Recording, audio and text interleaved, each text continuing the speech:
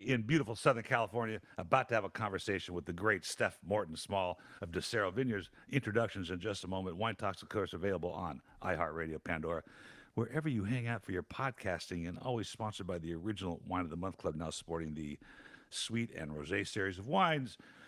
You know, listen to an upcoming show. I had a wonderful influencer from Greece, oddly. And in fact, most of the influencers that we're doing right now are from Greece. We have them from Lithuania. She's coming out in a couple of weeks. London as well. It's very interesting to hear from that side of the fence when it comes to influencer marketing in the wine business. That coming out soon, but not why we're here today. Had a great conversation with Steph Morton Small. Welcome to the show. So great to be here, Paul. Thank you for having me. You know, this is going to be fascinating because you've already told me a ton, but listening to your podcast with previously, one of them was Women in Wine in London, I think you were at, and then you've been on a couple other shows, and you're not afraid of the microphone, though. It's been many years in wine. I think we all get used to kind of drinking fine wines and talking at the same time, so it'll be fun to talk with together. She's the chief commercial officer for Decero Vineyards in Argentina. It's a fascinating ascent for you to do. So we're going to talk about a lot of things. One of them is going to be the layout of Argentina so the viewers can sort of sense what we're talking about. We're going to talk about the wine culture. We're going to talk about women in wine, Susan Balbo, for instance. I just read an article about Armenian wine and women. It's really interesting stuff that's happening. And I just said that much of my shows lately have been women in wine, actually, so that's kind of fun. But tell me a little bit about your ascent. I mean, this is you made a couple of decisions in your life to get where you're at. One of them being, I'm not going to be married and have kids. So, Distinct choice when you're a young woman, yeah. and by the way, the other night with my kids and my grandkids, I thought that would have been a good decision then. You can't go back on that one. So, Yeah. tell me about that. Yeah, I was working in London actually in the 90s, the mid 90s. I started in the wine trade there, and as you look forward to what you want to do in your life, I always wanted to travel extensively, and working in the wine trade in London. I mean, that was the best place to learn about wine. I was quickly doing all the exams and certainly tasting wines from all around the world. But I wanted to work producer side as well. So I actually chose in the end of the 90s, I chose to go to Australia and to work. I actually did vintage at Domaine Chandon in the Yarra Valley, and ended up staying for 7 years, working in the Australian wine trade, both in sales, but CMO of Line Nathan, which was Petaluma, St. Hallett, With the Hills, even Argyle from the US at the time. So a number of wineries, and spent a lot of time there, but traveling as well. How does that work in Australia? You just like if I want to get a job at Burgundy, France, like I've been harassing Louis Jadot, like I need a cellar rat for the summer. Yeah.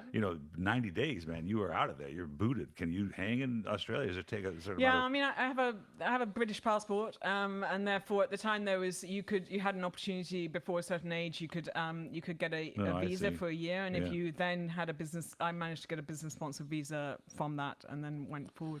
So, but before you became interested in wine and the London wine trade, you must have been doing something else. What kind of like everybody's got their aha moment. Like, when did this happen for you? I was tasting wines. I mean, I was tasting wines during summers in the south of France, in Bordeaux, Burgundy, and I spent a couple of summers in Aix-en-Provence, and I went to business school as part of my my undergraduate degree in the south of France in Marseille Business School, Marseille Toulon, and there I was tasting a lot of wines, and there was a moment when there wasn't much requirement of University of London at the time, but all they wanted to know was that you could speak fluent French by the end of the year, in which I could already speak fluent French, but you had to send back 10,000 words about anything of your choice. And ironically, or maybe it struck a path for me in the future, was that I chose to write about wine. So I wrote 10,000 words about wine, having been drinking a lot of fine wines around France, and I guess that was where the That's hard to do. We write newsletters here that are 800 words, and you find yourself going, "Wow, this is going to be tough." Yeah. 10,000 words on a subject you must have really loved. Yeah, obviously, my passion was there before I even really knew it, and maybe that really cemented it. And then coming out of University of London, I actually spent a summer on Cape Cod, and then I went back into the wine trade, and then I really began in the wine trade in London. Why would you have spoken French fluently prior to that? I spent a lot of time in France, just as growing up, just holidays and things like that, and I think languages came easy to me. Thankfully, having lived elsewhere nowadays, so it turned out to not be a problem.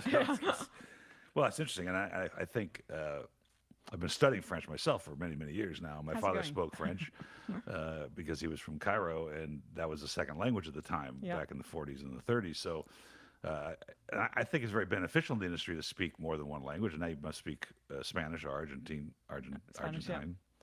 as well. So that's fascinating because I think it's an important part of our industry, the cultural part. Maybe I'll just shift there now. Wine is a cultural thing, and this is the part that I wrestle with, particularly with, and we were talking about 19 crimes and other crap that's in the marketplace, particularly in America. If I go to a store in Argentina, do I see commercial versions of Argentinian wines, or do I see still some fine things, people that are experimenting with, trying to find wines on the shelf that, as a consumer, that I would think are interesting, wines like Decero? Absolutely. I mean, if you go into the supermarkets, you always, in any country, you're going to have some big brands and some known names with some major varietals. But really, when you're in the sort of fine wine shops and in the business that you're in here, the equivalent down there is really showing some gems that don't even get out of the country. So some real gems, some smaller labels, smaller producers, and some really interesting wines. And the market there doesn't have many imported wines because of the tax system and for various reasons. So really the focus is on the domestic wines, but you definitely have some gems. You can really find some beautiful wines too. But it's cultural. We were talking about the New World, Old World a little bit while we were tasting, and we refer to the South America as the New World always, as America and Oregon and North America and parts of South America, of course. But as a culture, are the Argentines embracing wine as part of the lifestyle? I mean, it's certainly from your side of the standpoint, it's part of the lifestyle, but how about the average consumer? Yeah, I mean, absolutely. For many years, it was one of the top consumption per liter per head of any country in the world. I mean, that's decreased as most countries have decreased in the last 20 years, but still high consumption per head. Wine is very much part of the everyday activity in Argentina. And I think just going back to what you said about the kind of old world or new world, I mean, categorically in wine terms, it's new world, but really the heritage, Argentina really sees itself as the more European out of the Latin America countries. And certainly there's a lot of influence from first, second generation Spanish and Italian families as well, so running through Argentina. Well, you just sparked the first trivia question of the day. I know. Yeah, it is no question, because you said the consumption per capita per liter per person was one of the highest in the world in Argentina, and the question is what is the highest? But I'll give you a little bit of a hint. It is 9 times the consumption per person per capita than the number 2 country. What is the number 1 country of per capita consumption of wine? Now, America just passed France as the number 1 volume. Forgot how many million cases, but this is per capita. Per capita, you're talking, well, Per person. how many liters per head are you talking? I don't remember the number. We'll look it up after. That's strange. I didn't realize there was one that was 9 9 times. See, times. there you got. It's kind of a trick question. Yes, I think it must be a very, very small country. It's the Vatican. The Vatican. Well, So the question, drinking mainly it, because they have nothing else to every do, Sunday I guess. morning. Yes. That now makes sense. So, but that's interesting culturally Yeah. because the New World. And we were tasting your wines and the Decero single vineyard things. I was thinking, wow, these are Bordeaux-esque. I didn't want to say it because I didn't want to, which is an old world character, but the structure was New World. I mean, it was very firm and there were some bright flavors, but I just sensed this Bordeaux-esque character about it. And so, do you consider New World versus Old World as a style or as a piece of land, or how do you look at it? I mean, I think New World in wine industry is accepted as being certain countries fall into it, but I think stylistically you're very right. I mean, I think for me, a lot of what, especially before I went there, it's broadened my sense of the wines living there for a number of years, but still a lot of what comes out of Argentina is that big, heavier style, and sometimes you get kind of that more dusty style as well. But for us at Finca Decero, it's really about that beautifully structured, not heavier style. It's much more silky and beautiful, high acidity that really keeps a sort of integrity and a structure and elegance to the wines, which is not common in Argentina, and which I do associate more in some ways with Bordeaux. I mean, we use the Bordeaux varieties, so as well that's leaning into that area. But certainly they're more structured, more elegant than the most of Argentina. That's the key word is the structure, the balance and the structure yeah. and the way it feels. And that's the number 1 thing I look for a wine, whether it's a $12 wine or a $200 wine. You first have to look at, how does it feel? And, the funny thing is when I taste wines to decide what to buy for the store or for the club, sometimes it's hard because you and I are looking for things that are nuanced and that they're unique, and the general public doesn't do that. And so I have to then ask myself, would I take this home and serve it to friends, even though it's really interesting? I really want to show it, but may not be well received by everybody because it's just too off the wall. So you have to worry about that. So tell me how this got started, because what you're doing, and the wines are gorgeous, is not easy to do. It's not inexpensive to do. It's not old. It's not like you have this vineyard that was paid for, 100 years ago by the family.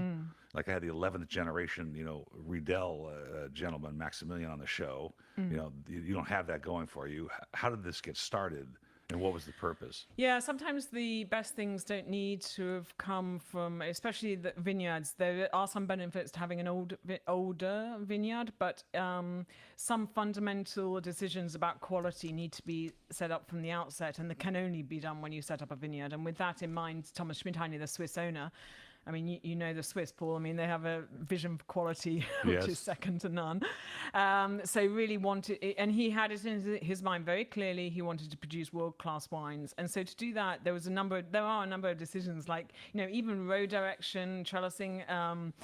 We're on north, west, south, southeast, as opposed to kind of the general north, south. A lot of vineyards, when ours was planted in 2000, most of the vineyards were still flood irrigated, and we had drip irrigation from the outset, which also assists with quality in viticulture and acid management even in the vineyard itself. So there's a number of things which were focused on the quality in setting up a new vineyard. So we planted in 2000. And thankfully, with Thomas's vision for quality and the money to back it, we actually had the ability to make wines for ourselves from the Remolinos vineyard, our single estate vineyard, to get to understand the vineyard and the expression of the vineyard before we produced our first commercial vintage. So that first commercial vintage was 2006, which we launched in the US in 2008. So what number leaf was that? 6? The sixth? So it's the 2006 vintage. Yeah. So Yeah. how many vintages had you picked prior to that? So we'd made 2004 and 2005 just for ourselves, regular, and then 2006 we released 4 wines: our Malbec, our Cabernet Sauvignon. We were going to release 3 actually, and Decero Hermano, our top wine, which is a Malbec, Cabernet Sauvignon, Petit Verdot, and Tannat blend. But in that vintage, there were some stunning parcels of Petit Verdot which we had in barrel, and we just thought, my gosh, we have to show the world this. So we actually produced from that vintage what we call Decero Mini Ediciones, limited edition wines, and we put the number of bottles made on the front. And to this day, we've always it's a little line of wines which are called Decero Mini Ediciones. They're rare varieties, small production wines, and that Petit Verdot, right from the beginning, has become probably the wine we're most famous for. So. Fabulous version of Petit Verdot. It tastes many from all over the world here, and including inexpensive California to the most expensive from all over the world. So it's interesting part of this. You said the word world class, and you set out to make world class wines. All right, that's a noble objective. And then you've got the 6th leaf, we call it leaf, the 6th vintage you made wines from. Look, your countryman held his Judgment of Paris in 1976, and I think the California Cabernet was the first vintage or second vintage of that vineyard. So you can produce pretty amazing things from younger vines. But what does world class mean to you? Is it a function of ratings? Is it a function of characters? Is it a function of acceptance throughout the world? What's the objective? Yeah, I mean, it's easy to lean into, saying we've had, very strong press points, and we've been named in, Wine Spectator's top 100 wines of the world, number 34, and in the Malbec and certainly the Cabernet category, we're frequently named as the top value Cabernet Sauvignon of the world by Wine Spectator even. But I don't think it's just about that. I think world-class wines, as I say, you have to be taking that approach through the viticulture, through the winemaking. We're lucky enough to have Juan Marco as both the CEO and the head of viticulture and winemaking, and he has a master's from UC Davis, and that's in winemaking, and before that he was focused on viticulture. So having him as the lead person down at Finca Decero, combining his wealth of knowledge across viticulture and winemaking, has been something that we've benefited from across the whole time. So he joined at the same time as me and was there from the outset and has been leading that side of things. And I think he came in, and he was living 7 years in California before that, but he actually came in, he's Argentine, from Mendoza, but he came back to Mendoza, and he could very easily have gone in and let's make some blockbuster, big, heavy wines, but he didn't. He respected and understood the nuances, the subtleness of Remolinos vineyard, as opposed to other vineyards, even within the region or within Mendoza, and he really understood and is taken time year in year out to really focus on the nuances of Remolino's vineyard, letting the terroir, as we call it, show through, and really doing that. And I think, I mean, it's one thing to be able to produce a great wine in a good vintage. Right. If you can't make a good wine in a good vintage, then probably you should get out of the game. But as they say in Bordeaux, the great chateaux really show themselves in the most difficult vintages. Right. And for us, probably the most difficult vintage in the last probably 30 years was the 2015. It was very, very wet and very cool. It's a very difficult vintage, only backed up by the almost equally difficult 2016. But as I say, it was in that 2015 that Decero Malbec was named in the top 100 wines of the world. So it's not even just about the viticulture, it's about selection down to berry by berry, making sure that whatever gets in the bottle, that you can rely that it's really the very best of what we do year in, year out. So yeah. So that sort of begs the philosophical question and the theoretical question.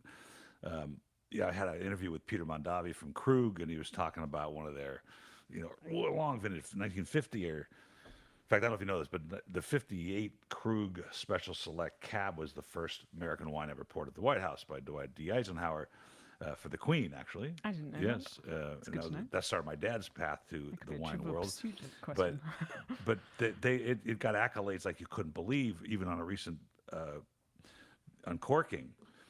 And so you think about, all right, I got this technology. You used the term during our conversation earlier about the skin to flesh ratio. You've got all this technology that we can use to determine the ripeness and the phenolic ripeness and all the things we go through and the type of barrels we can choose. And we were sort of joking about the east side of the forest versus the west side of the forest. And I always wonder what the ultimate goal is. What are we? And maybe there's no answer to this, but are we trying to express what we're given as best as we can express it, regardless of its consumability in the sense of like its broad market consumer? In other words, they don't do that at, hate to pick on 19 Crimes, but they don't care. They just want to make sure there's so much sugar in it and that, it's right there on the shelf so they can grab it next to Paul Newman's salad dressing, right? Yeah. But what are we trying to do? I mean, I think there's several different categories of wines, and the wine that you just mentioned there is probably more to do with a juicy, jammy consistency for a certain profile. Of course. But I mean, I think not every fine wine has to express its source of origin. I mean, you look at Penfolds Grange. I mean, that's a world-class wine, renowned for its caliber over many vintages. That its source of origin is extremely broad, multi-regional. And it's not focused on a particular vineyard. It might source consistently, but not necessarily.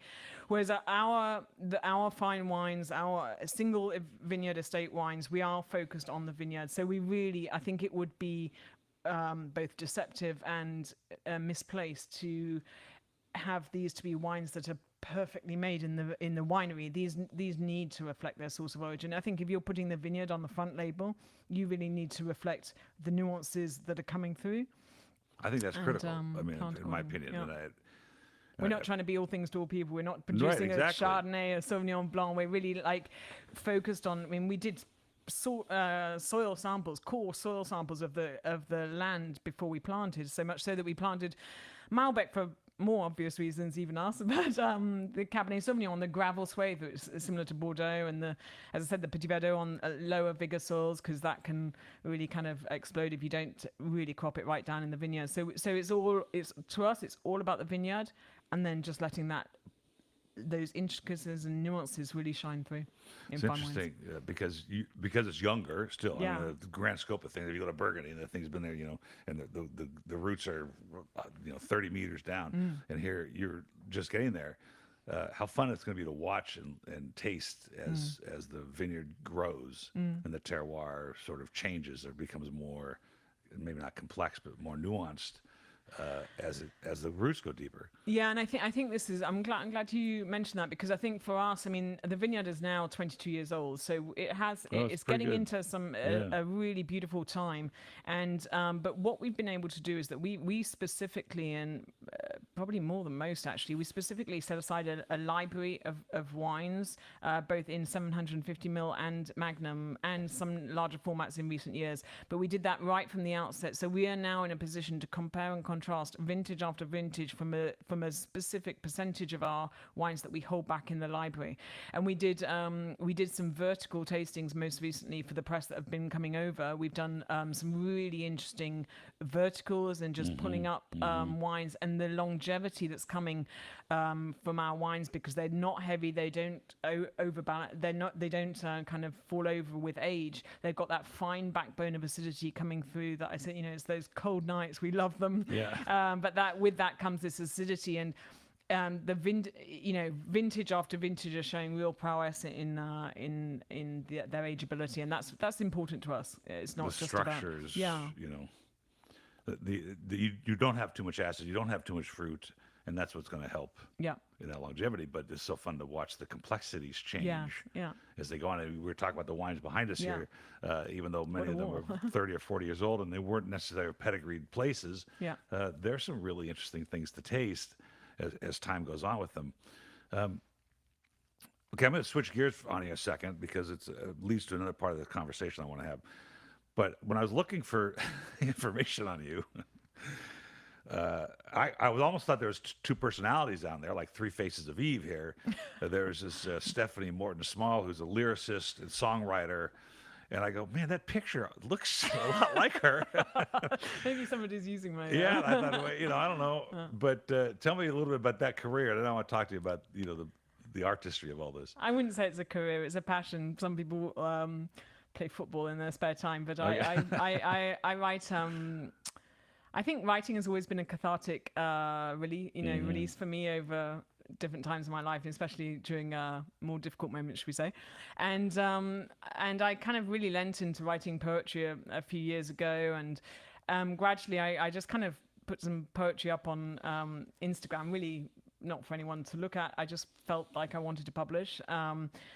And so I have a kind of Steph Morton Small Music Instagram, and it's got some of my poetry there. And then in the lead into COVID, the pandemic, I had more time, and I just moved to be based in Topanga. And if you know Topanga, it's Topanga, the man. history of songwriters, singer-songwriters in That's Topanga true. is very much there. And I think it was inevitable, or is a very natural step at least, to go from poetry to writing lyrics. I don't write the music. I have no interest in performing. I'm not a singer. I write lyrics, and there'll be 4 songs being released by Cass Eager. Wow, Yeah, that's soon. exciting. Yeah. I just thought with these fancy microphones here, you would start, breaking the song all of a sudden. No, I'm not that.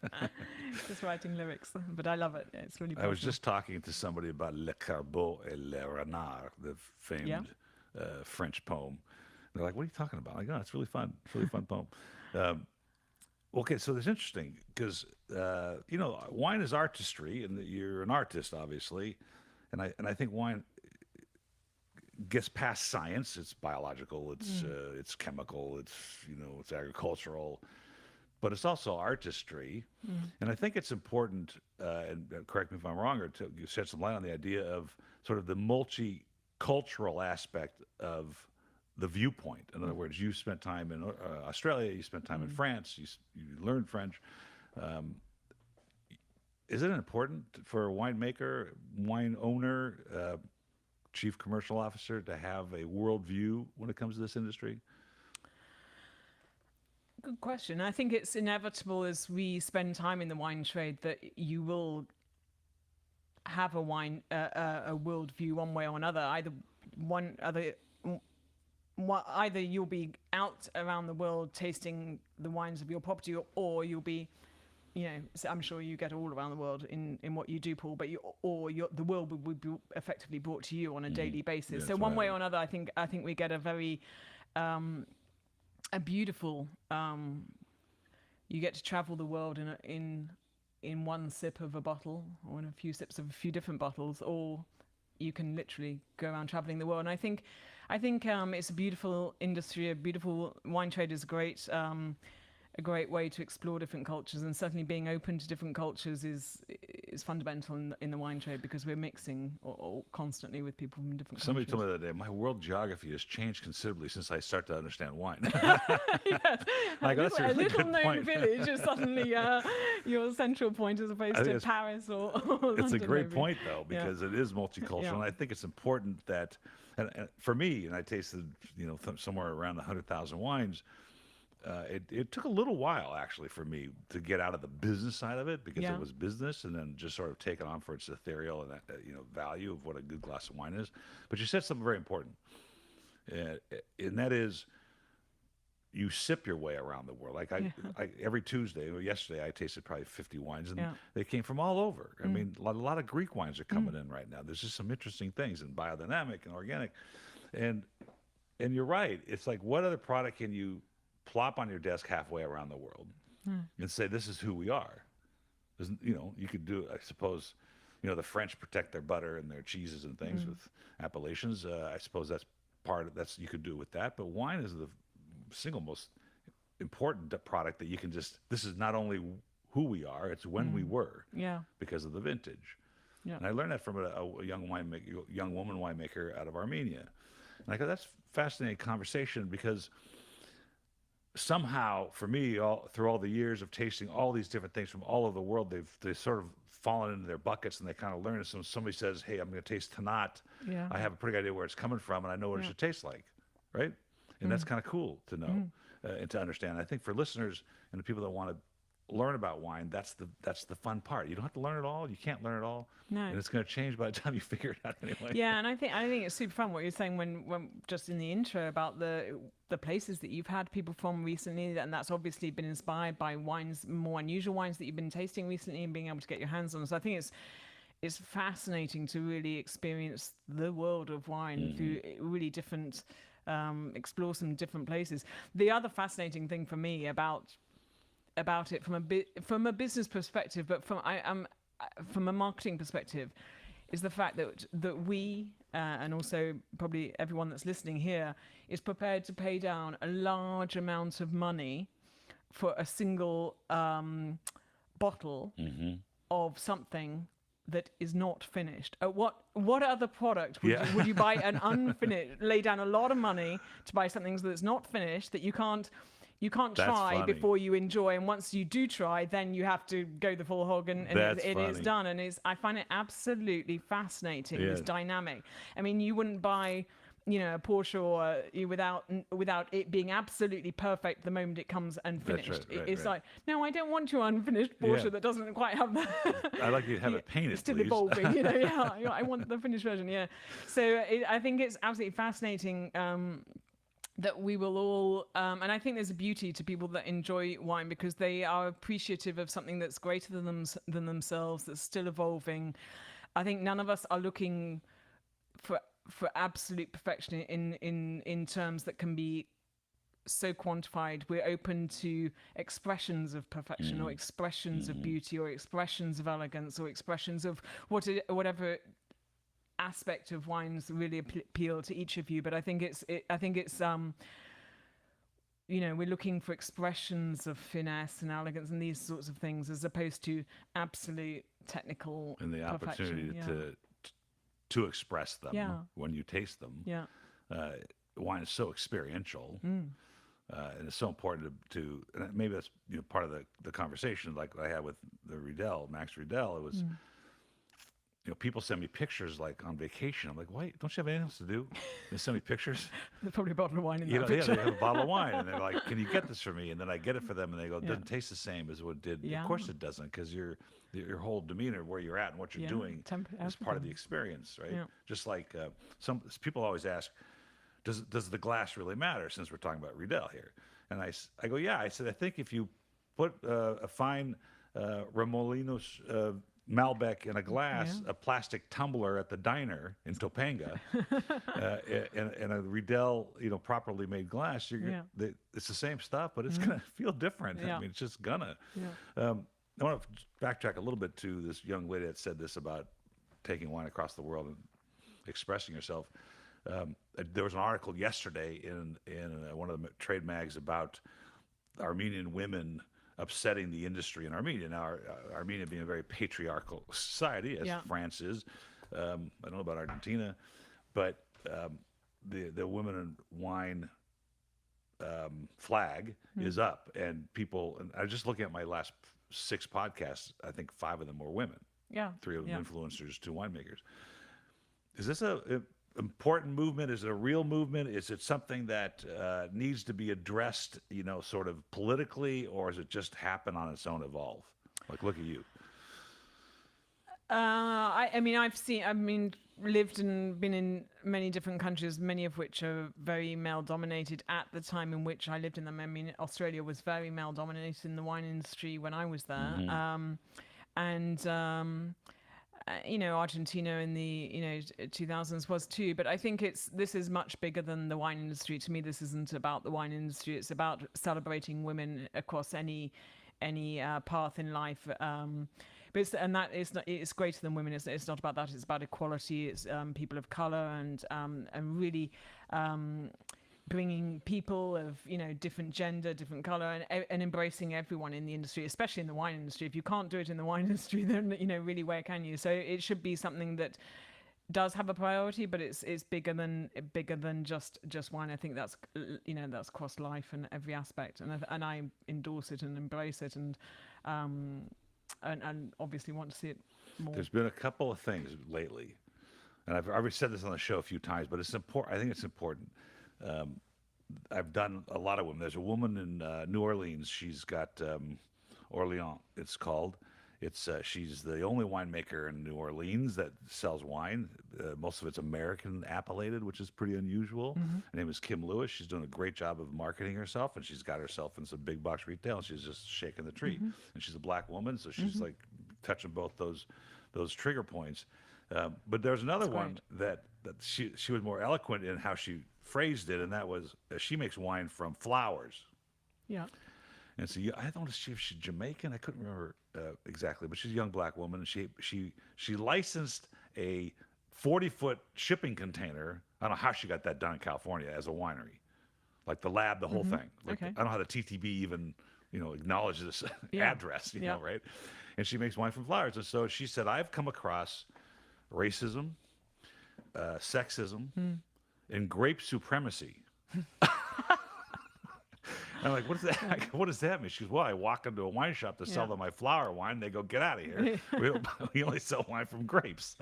I go, okay, that's kind of an interesting problem, isn't it? That's another aspect of it. Yeah. But there was a woman in Napa, and I've talked about her before. Her name was Joanne Dupuy. I just wrote an article that was published in Tasting Panel about her, and she was the first woman to address the Vintners Association of Napa Valley. I think it was 1960 something. And first woman ever. And I thought that was pretty bold of her. And she was approached by Christian Timothy, brother Timothy of Christian Brothers, asking her to step up the tourism quality in the Napa Valley. And I thought, this is a fascinating woman who eventually found herself in between Andrei Telechev and Alexis Lachine at lunch when Jim Barrett was told on the phone at the winery that he had won the Judgment of Paris. That's a great moment. Yeah, but they're guests at this Bordeaux house, right? Yeah. It's like, what do you do, cheer? So anyway, for her as a pioneer in getting women, it's been a long road for her because you're talking about the 60s, and it's still, I think, predominantly male dominated, though I see it changing rapidly. I see it changing. And I mean, I was just...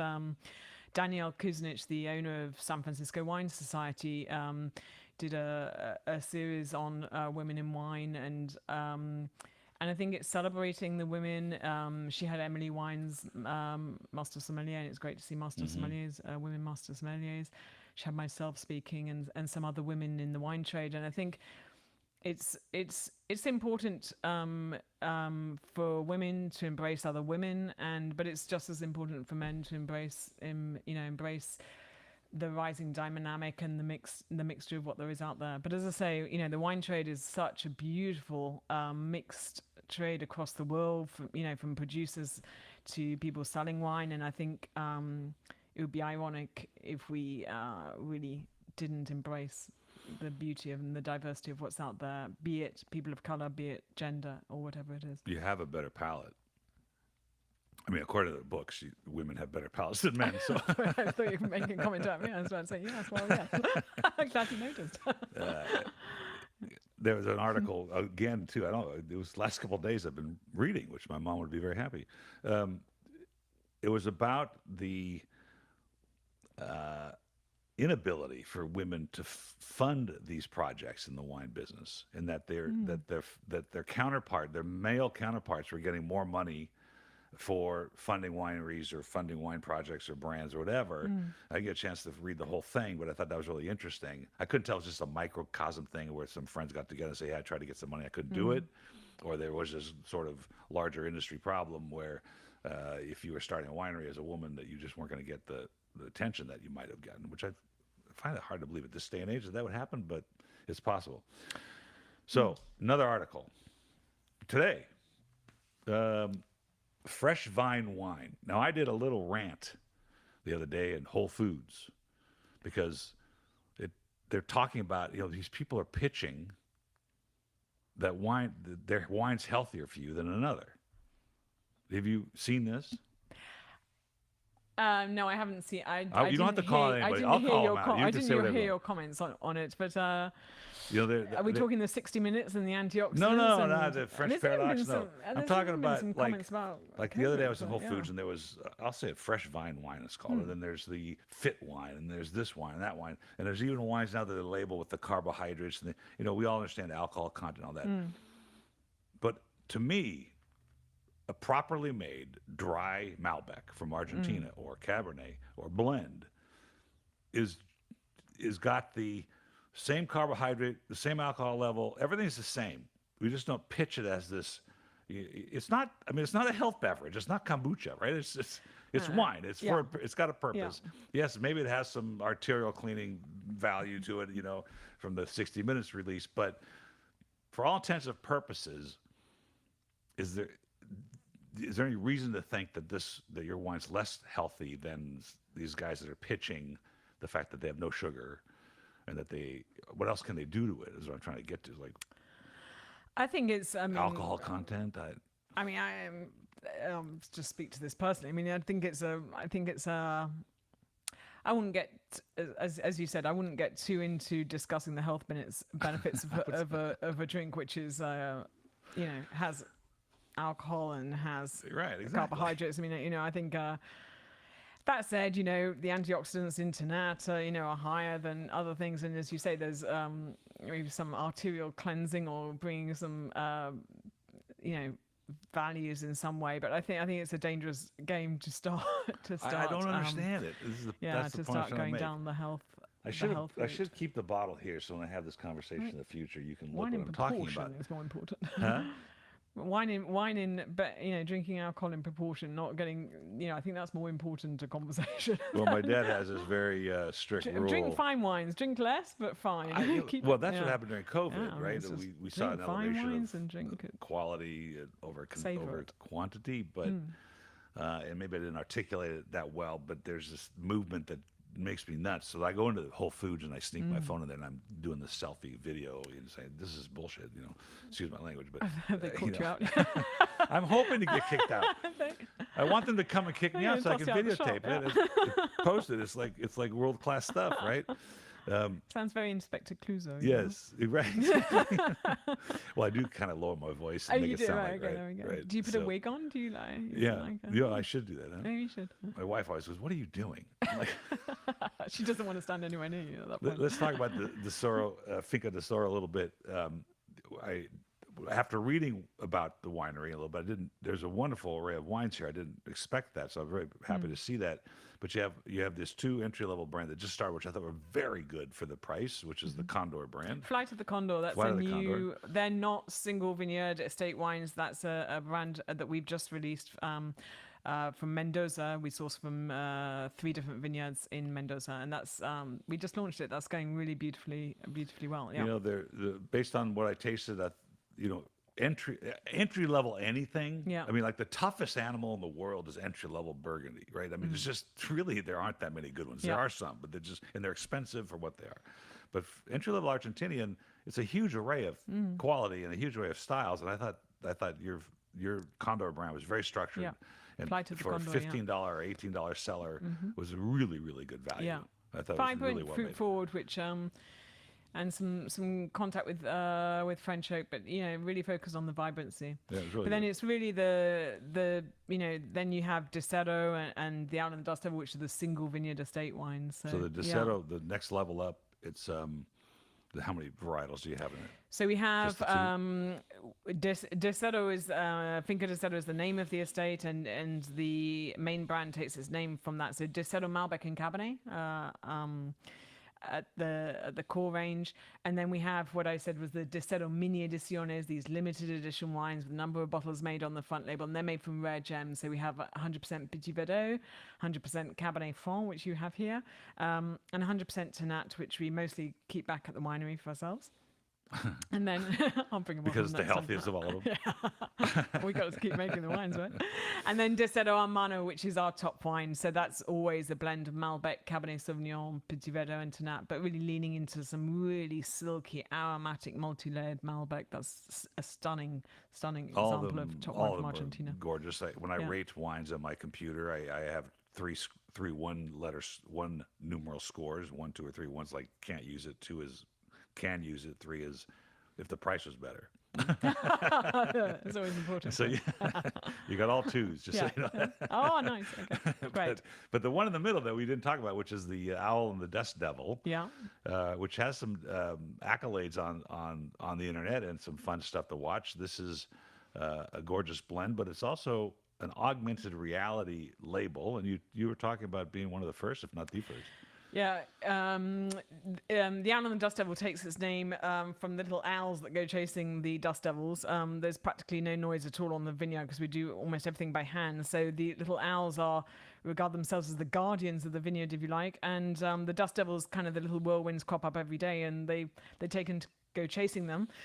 So in one day, I thought I'm going to name a wine after them. So that's Wow. where the Owl and the Dust Devil was born. But soon after we released the wine, I actually did the storyboarding and did a little animation film because I thought everyone has to see what's happening. And for one reason or another, I thought I'd do an animation film. Then I thought, well, that's not going to get very far on a website. Yeah, right. Somebody needs to see this when they're drinking the bottle. So I this little animation film with my voice on the voiceover, I decided to talk to my digital developers in Argentina, and I said, I've seen augmented reality in other industries or some other things, not in the wine industry at the time. This is before 19 Crimes anything. And I said to them, it can be done. They said no. I said yes. And they said no. It was a bit of back and forth there. But to cut the story short, they did it, and because I'd already done the animation film, and they brought this alive exactly the way I wanted with all the storyboarding in a 2 to 3 weeks, and we launched at the same time as 19 Crimes. Wow. So it was the same time. I mean, there was a lot of talk about the 19 Crimes at the time, but I still think to this day this is the only one that has it's a whole 1 minute animation film. It's Yeah, a that's a long movie. It's a movie and a bottle of wine all at So the that same. you can What, sit you around, can't you can mirror it on What's not to your love? big screen TV, and Yeah. so it's the Owl and the Dust Devil, and it's you have to download an app. Yeah, I mean it's a $50. No, I'm joking. No. It's a free app. It's called the Owl and the Dust Devil. It's on Google Play and on the App Store, and you just download that. And with the bottle in hand, you just point and Gorgeous, Yeah, gorgeous wine, point and play. and you mentioned that was just placed in L.A. coming up at a new restaurant in Manhattan Beach, which we hang Yeah, out quite a bit down there, the Brazilian restaurant. Boa. Yeah.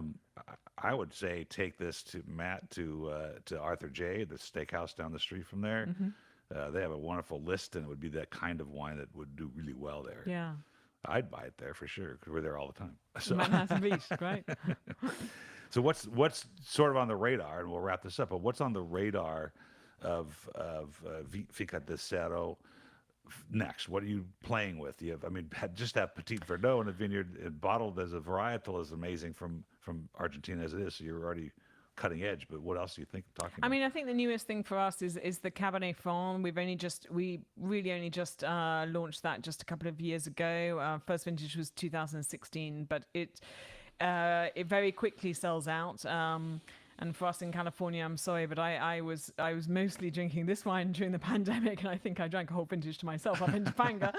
But so that aside, it's in limited quantities, but very much available now. So that's the newest thing that we've been playing with, and it's and that's just a stunning example out of Cabernet Franc. Straight out of the gate, it was named in the top Cab Franc from Argentina, but also of South America. Cab Franc is hard to harness. You know, particularly when we were talking about the Loire and that part of France, it gets very thin and insipid sometimes, and then California's doesn't have a style yet that I've been able to taste. But this had great structure, and it's the thing. I think most people look at Cabernet Franc and they're going to go, Cabernet should be Cabernet Sauvignon, and it's not. It's a totally different animal. Yeah, for us, the Cab Franc has a more beautiful medium body, and it's really smooth example. But yeah, glad you liked it. We're already at 46 minutes, and the I know, can you believe that? And the jackhammer guy's going to start here pretty soon if I don't tell him. I guess that's the pitfalls of an urban studio.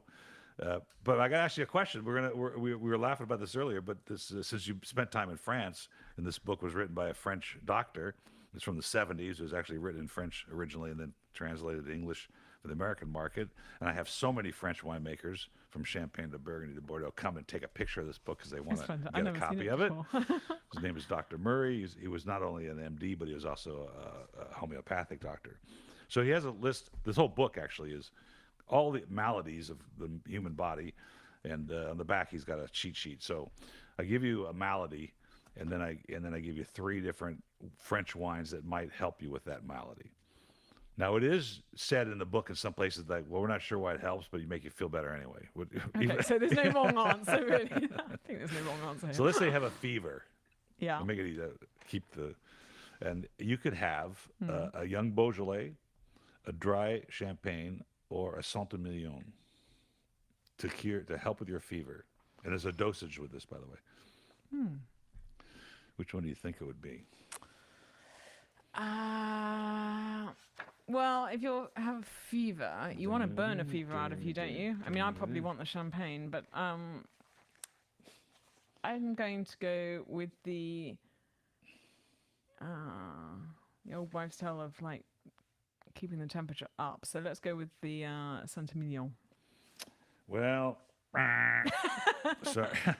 I think we said there's no. You were right the first time. It is champagne, according to this. That's the way I would have gone. And it says because the wines contain, among other things, 2 important elements for a feverish person: phosphorus, which is eminently stimulating, and sulfur in its sulfate of potassium form, whose detoxifying action on the body has been established.